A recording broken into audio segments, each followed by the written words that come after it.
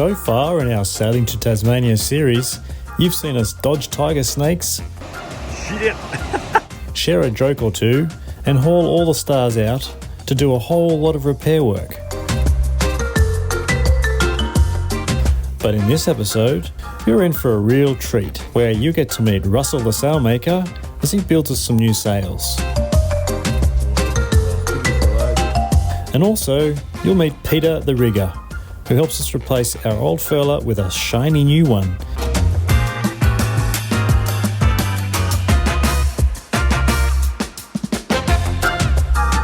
As my new crew, Haakon and Cassie, also lend a hand.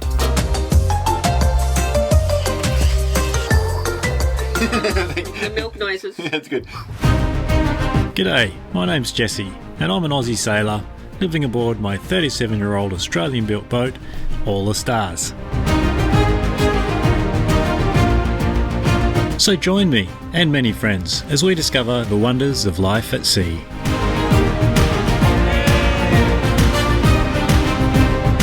So why not hit that subscribe button, and that way you can stay updated and we can do this adventure together.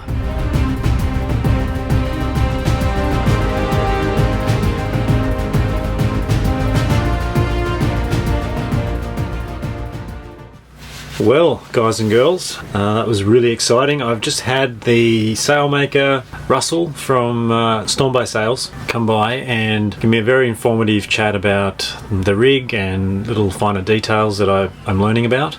And he measured up the mainsail. I'm very excited about the fact that this boat is finally getting a new mainsail. She's got a nicely made mainsail on her, but it's a bit bagged out and stretched and a bit sun damaged from the UV, so starting to give way in places, and I didn't want to be setting out on a bigger trip and have that sail fail on me. So there's a lot happening and I'm very, very excited. Very grateful to have all these great people around helping with all this advice. And Storm Bay Sails is right there by the marina, and I was excited to go and check out the loft.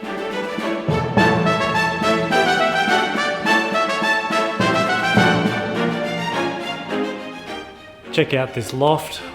What a fantastic workspace. This is where the new mainsail is being built. Table is quite large. And that's Russell. He's cool. It's just like a giant printer. So there's a pen that goes in it and it's an XY plotter. Yep. So we clear the floor, we run the fabric out from the spindle you can see on the rear wall, and it draws it all out. Yep. Okay. And then you hand cut it with a pair of scissors. Yeah, just hand cut it all out, and then we use the machine. So it's this high-speed seaming machine for zigzag. That's really fast. It's got a puller on the back to pull the fabric through. Oh, nice. Yep. Same with the big machines. That's all pneumatic pullers as well and everything. Wow. The big machine will punch, through all your corner reinforcings, webbings through corner rings and all that up to maybe 10 or 12 mil. Wow. Bigger That's threads, so bigger thick. needles. Then up the back, that's where we do our finishing off. So you've got a stump, lots of bashing grommets in. We've got a hydraulic press behind that other machine there that we pull out, punching in the big rings in the corner. Yep. So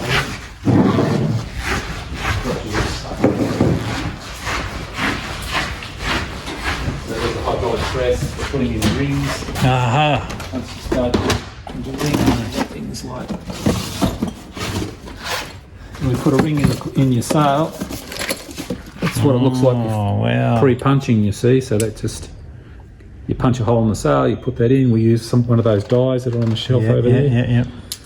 Underneath there, put the sail in the middle. Yeah. And they always click. They go around. They go in. Yeah. Right. Beautiful. All different sizes. Such quality gear. I love it. Yeah, all stainless steel. We use like cleats. Nice. We only use, sort of quality alloy cleats, nothing plastic and rubbish that falls off here. Yep. Those sort of things. Saw that on Genoa. Yep. Yeah. All that sort of stuff. Beautiful. Yeah, the headboard plates I was talking about are Oops. like, something like that. Oh, yes. Okay, so they go punch holes. There's big grommets that go through there. Yep. With holes in them, so you can put your halyard on there. Yep. And separated by the sail. Gotcha. Like that. Yep.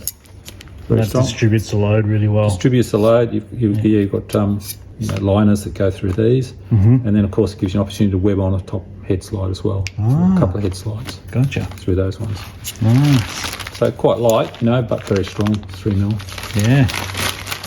Unreal.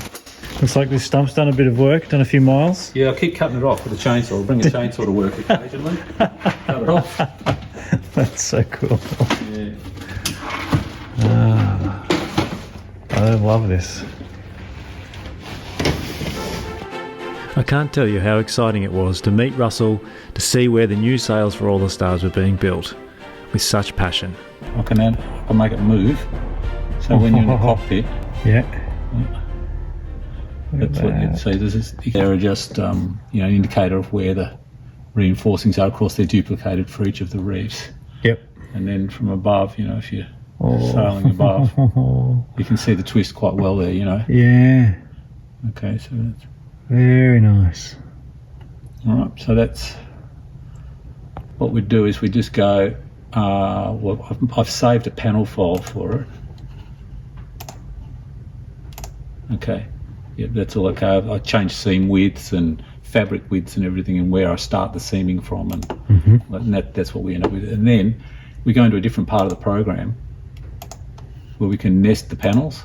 So this nesting, the fabric width is 1400 millimeters, so that's correct. So that's actually a representation of the plotter. So now these are all your panels. Remember, so I said panel 1 was the little one down in the corner? Yeah. Okay, there's panel 2, panel 3, and it throws them on the screen. It doesn't do a great job of nesting it. I've got to move them around to get it a lot more efficient. Sure. But when you zero in here, I can actually come up here and I can change the scale so that I can see the individual parts of your fan patches coming out of the corners. Gotcha. So of course, because we've got reefs, we're going to need a lot more than that. Yep. Because it only draws one for each corner, and it knows the corner shape. So the head of these ones here, you can see there's lines on them to show where the overlap is. Actually draw them on there. Gotcha. Yep. And then we'll glue them all together, and then we'll stitch them all together onto the sail. And that's a cover patch for the head. So we don't want any more of those, so we can just push them aside and nest them again later. And then with the rest of it, of course, we want duplicates, don't we? So that's for the tack and clue. And how many reefs have we got? We've got 3. So I can tell it to duplicate reef 1, reef 2, reef 3. Right. Now we've got them all. Yeah. And I can tell it to compact it. It's done another terrible job. I've got to go in there. So that's back to the scale of The big panels. 1 metre of fabric, 2 metres of fabric, all the way up here. Wow. We're using 40, just over 40 metres of fabric.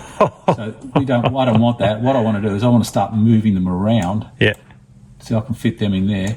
And the way that the yarn runs through the bolt of cloth running down the plotter, Yep.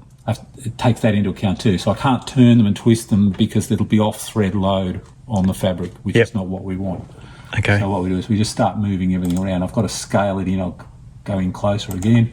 See, there's overlap. So now I've got to spend an hour or two just doing this. Just flipping around. Flipping around, keeping them off the edges. Yeah. And I'm going to move them all in so we don't waste any fabric. Yeah. And that sort of thing. And then that one, top tail, that we can turn it around. Oh, yes. All that sort of stuff, you see, and then we start to get a bit more efficient. So that's a job for another day because it's getting late now. But yes. I just wanted to show you basically how it all works. That's so cool. Nests in. So if we go to actual scale, I'll bring that back up. So that's the panel number 2, you see. So that's close to your foot, so it's quite long. Yep. And these are all your panels. There's a seam allowance at the top for the overlap where we glue them and seam them. There's the marks that we talked about. They're your little reefing kringle positions. Yep. 1, 2, 3. There's your tack reef kringle for first reef. You can't tell that by looking at it, but all the panels are numbered. They actually print a number in the seam where you can't see it when it's a finished sail. So nice. when it gets really complicated, you mentioned a radial sail. Oh, God. It can be 60 or 70 pieces, so you've got to be able to put it all together somehow. You've got to know which ones are which. So luckily it numbers them all, puts even the telltales, it'll print on where they go, that sort of thing. This is actually a representation of the sail lying on the ground. Oh, wow. So that's the boom there. Okay. And that's the shape of the sail as it goes up to the head. Oh, yes. Yep. So that's the head of the sail up that end there, you see. So these lines are just indicate what I'm doing with shape, so I can change the shape, you know, whatever I want, you see. Vary it up the sail. Yep. Okay, and then I can change my foot angles too with this lever here. Can change how the foot relates to the intersection with the boom. Wow. Okay, That's and then amazing. then there's twist. You know how much twist is in the sail going up the sail, and it's fairly rudimentary. You've got to know what you're looking at to know how that's going to I'm sure. how that's going to affect the actual finished sail shape when it flies. Yep. All the stars, main, cavalier. So, and we've given it extra cloth around the edges, so we're going to put extra double layer around the edges to make it extra strong, extra bulletproof. What are you doing? This is your marina. Oh, hello crew. Today we are removing the old furler and replacing it with a brand new one. So the old Profurl furler has worn out to the point where it's not very practical to use anymore. We have some cracking on some joins, and the drum is often binding, or in the collar's binding on the aluminium tubes. So decision was made to replace it. Luckily down here in Tassie they make very beautiful furlers, company called Allmast, I think they are, Allmast. And the furlers are a Reefit furler, which are a very beautiful thing you'll get to see. So I'm pretty excited about today. We're going to be meeting Peter the rigger, who's helping us to remove the old one and install a new one. It's going to be an action-packed day. And I've got two helpers. I've got Haakon and Cassie on board. Two best crew ever on board right here. Cassie and Hawk. Coffee's almost made. Coffee's almost made, look at that. Lattes all around. And Making the milk noises. That's good. so we're a trio on board today. There's two mainlanders and a Taswegian.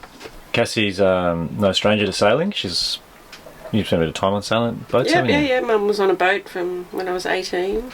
So Yeah. bit of sailing, a lot of living aboard and in the marinas. And, Yeah. yeah, Nice. sailing little Americats as kids on the Richmond River in Ballina. Amazing. Yeah, cool. Good to have some sailors on board, and we're about to get started on this furler. Well, here we are folks, with the famous Peter Coleman here. Oh dear. Making some very tricky rigging adjustments. Placing this furler. Yeah. Here we are at Kettering. And Russell is What do we got? Headed wise. Two halliards at the top taking there. down the old furler, One that you've got there ready. Yep. And this green and black flag one. getting ready to put up the new furler today, which is Dyneema. laid out on the deck.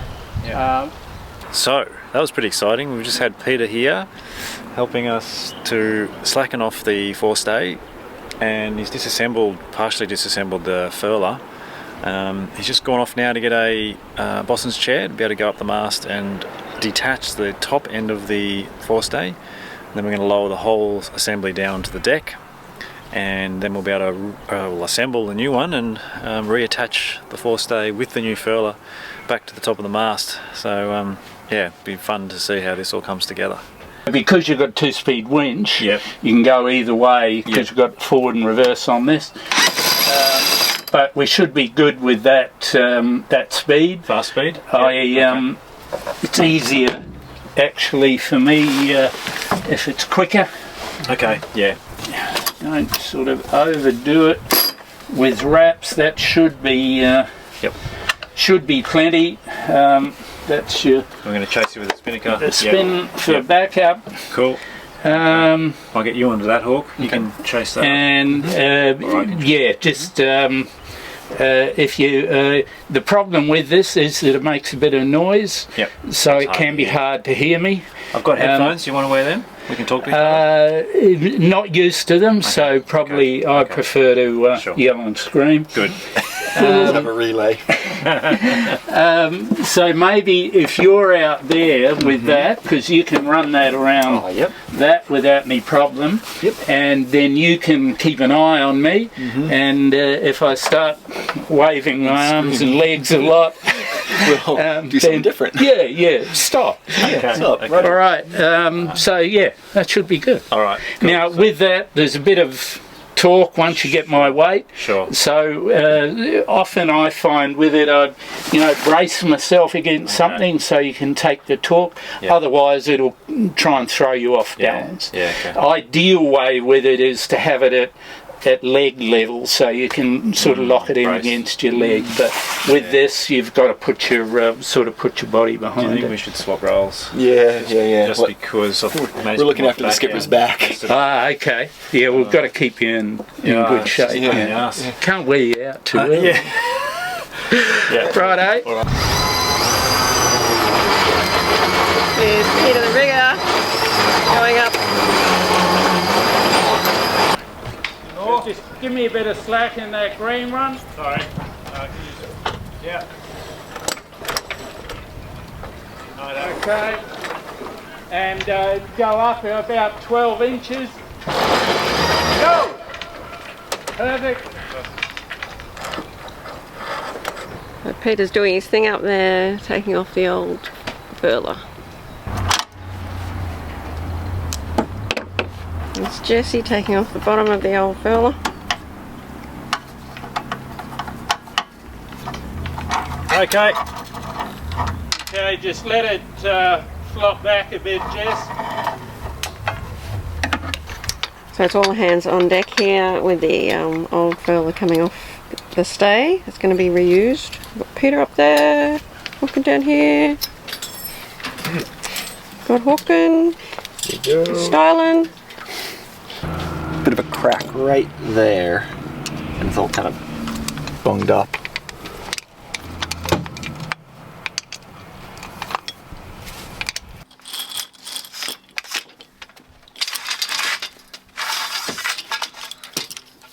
Just sending it all off down here. Yep. Stripping the forestay. What they have to do. We have Jesse travelling up. He's now naked forestay. You know what it's called? Naked what? Forestay? Yeah. Naked forestay. That's right. That's where it's at. It's all about the length of your furl rod.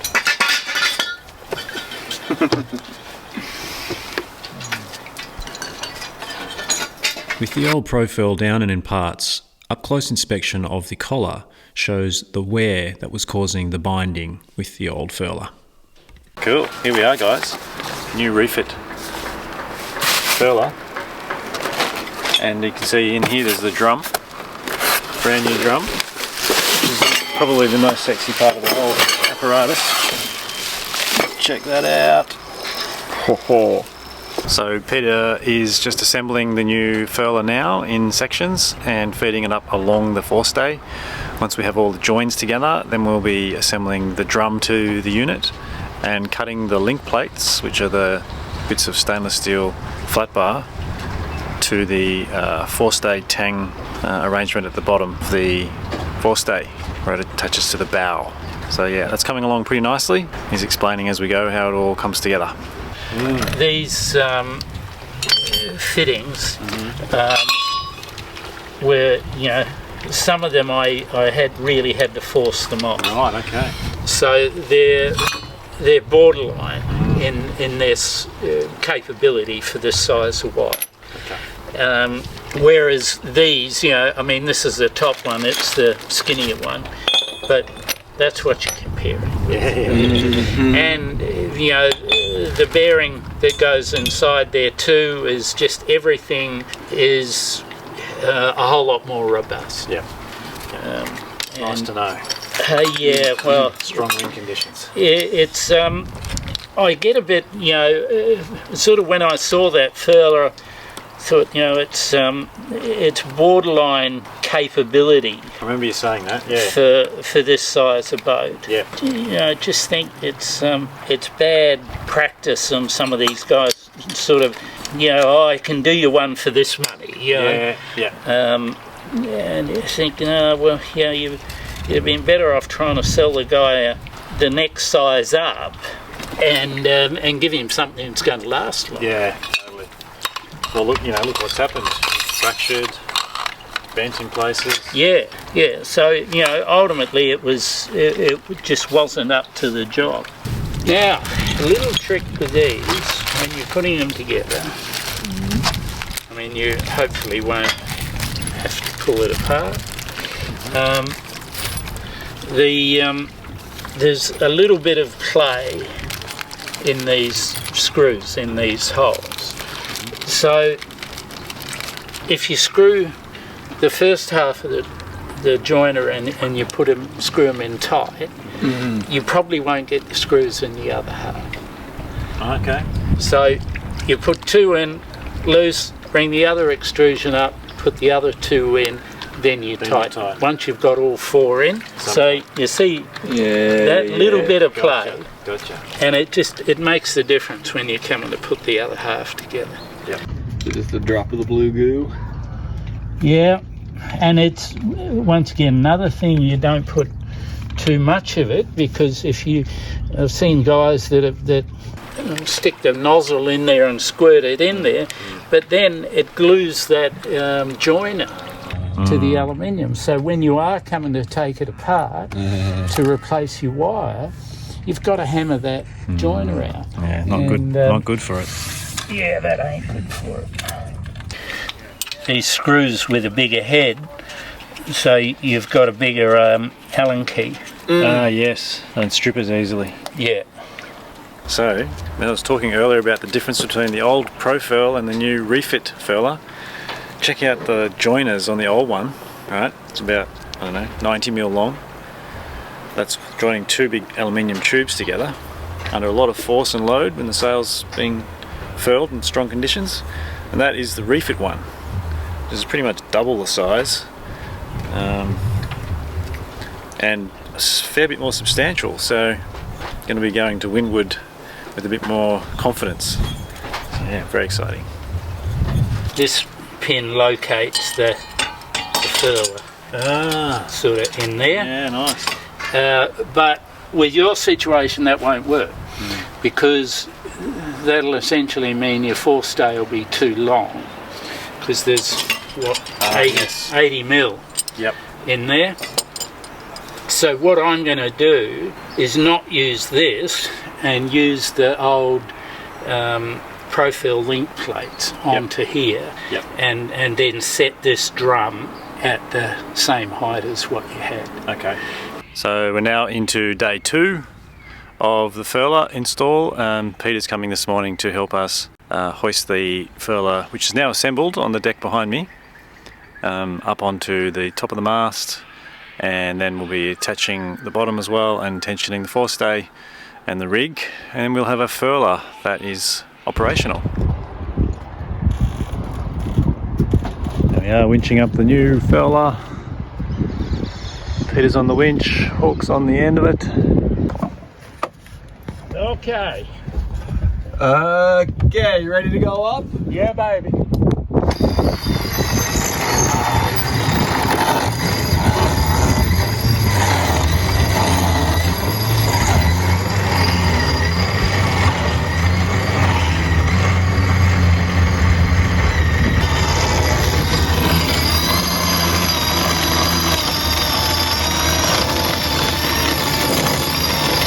So Peter is up the mast as we speak, fitting the top of the forestay onto the mast, and then he'll come down and we'll attach the bottom section.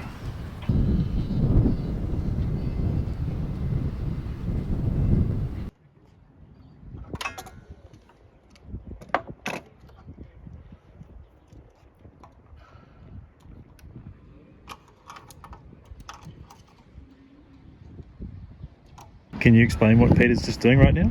Oh, there's my homework assignment. Having replaced the furler rod on the forestay, so having taken off the forestay, now he's balancing the tension between the forestay and the rear stays to get the mast held in the right position. Excellent. Something like that? Excellent. Yeah. Good. Essentially, that's it.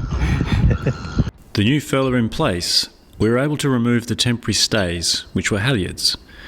And here you can see Peter is retensioning the rig.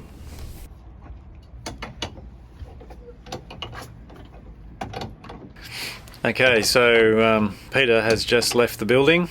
Our furler is up, as you can see. She's looking very beautiful. It was great to have Peter's expertise and knowledge.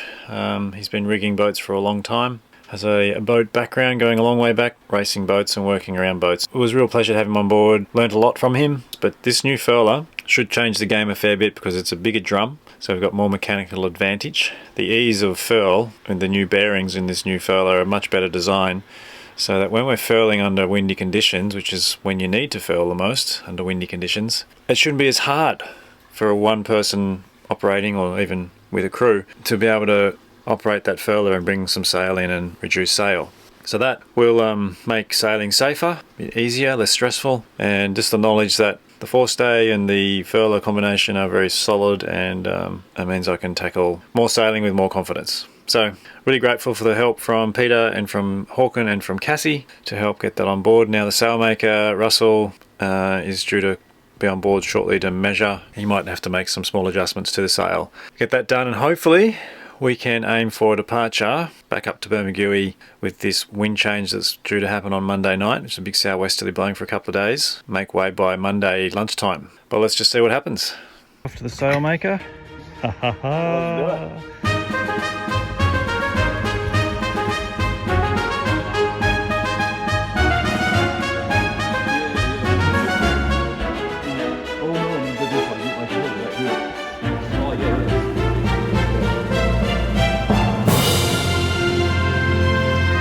And was it any surprise that we saw Peter working on another mast already?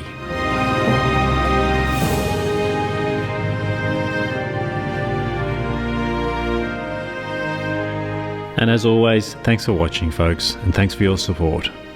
Big thanks to Peter Coleman, Haakon, Cassie, Russell and Dylan.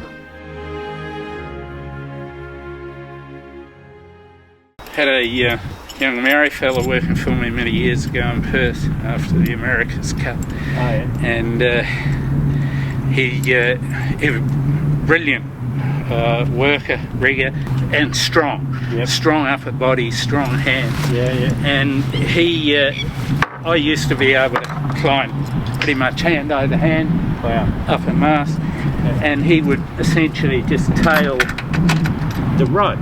Right. And when it came to come down, he would call. I'd say, okay, Terry, downward, and he'd go, quick trip, Pete, and I'd go, yeah, hang on, yeah, okay, all ready, and he would basically free fall me. Wow. To within about a metre of the deck, and he just had the rope on the winch, and he just slow you down right at the end. Dropped on the deck, and we scared the living daylights out of so many boat owners. Oh, I bet.